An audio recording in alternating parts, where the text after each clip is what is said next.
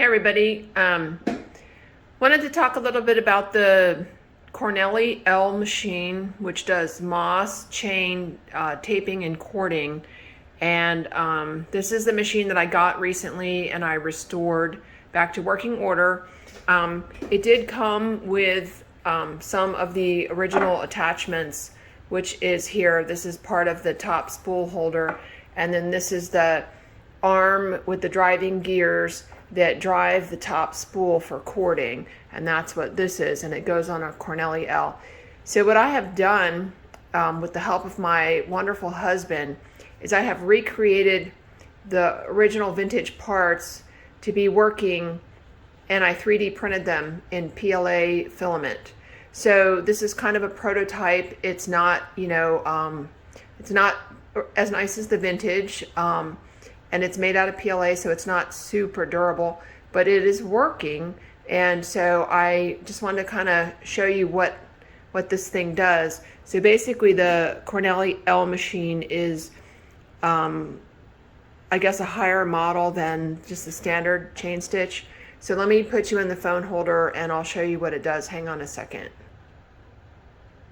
Okay, so this is the original part here, and it meshes with the gear in the front and then goes up to the top to turn another gear, which rotates the spool.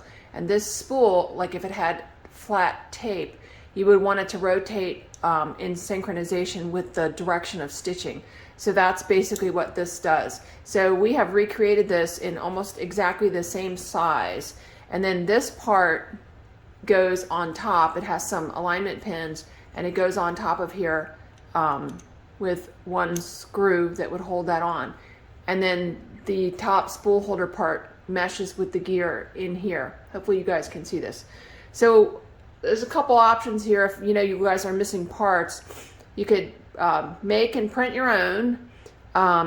You can get a portion of it aftermarket. And this right here is, this is this part. This is a aftermarket spool holder that I got from Mauser International from Abdul Bari, and this works fine with this if you want to order this part, but it doesn't mesh with the original parts necessarily. So I printed this with the help of my husband doing the design, this thing, so you can put this on top. You can tighten this screw here, and then this can fit into the vintage part here, and then it can mesh with the original gears. Okay, so in building my parts, we have replicated all of the original vintage parts, sort of like as best as I could. And so what I have here is this spool holder top part, and I just kind of made these side pieces out of some 3mm threaded rod, and I used some female lifting anchors on the top to pass my spool holder rod through. So it's a female lifting anchor on the 3mm threaded rod with a 3mm lock washer and nut. And then I literally just have it on a barbecue skewer here, with which I put some hot glue on the end so you can pull off the end and change your spools. And then we have the 3mm rods going down into this plastic part, again with a nut and lock washer. And then I have the arm, which is made out of 3D printed plastic. And I have two gears that mesh with the original gear, and then with the top that drives the spool. These gears are press fit onto a 5mm diameter, OD diameter tube that has, this one has a 3mm ID, but that doesn't really matter. And then it is attached to the back of the machine using the original vintage screw. And there are two alignment pins also in the back attachment.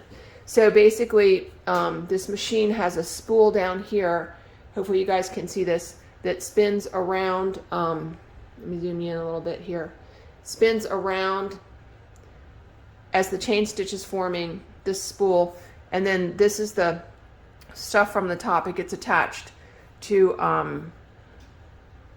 your fabric. So I have just a piece of cutaway backing material here. I'm going to stick it under, and we'll see if we can get some stitches now, and hopefully you guys can see the top and watch it working. So I'll just get started here.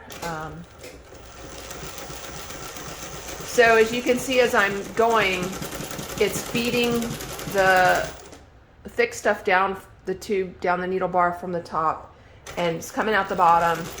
And it's doing a chain stitch from below, like all standard regular chain stitch machines. And then this part here, this is just regular household sewing thread that I fitted onto the original part. I like the regular household sewing thread because it's thin and you don't see it when you get down here to your parts, your fuzzy part. So anyway, so that's how this works, and I just kind of wanted to show you that I was able to 3D print my parts.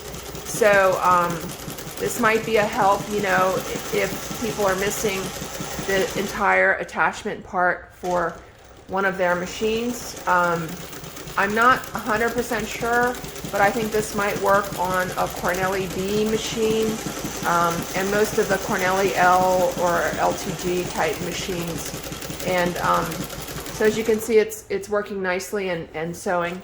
And you can watch that the top is spinning as I'm rotating the handle under the table.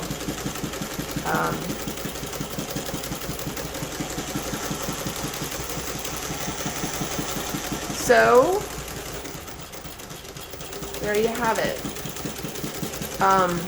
I should say that the 3D printed part should mesh with the stock nicely, but you know, if it breaks, I'll just print another one. I don't know about the durability of these parts yet. They need to be a little more tested and see how durable they are. But that is it, the whatever you call it, power taping cording attachment for Cornely machine. Okay, thanks for watching.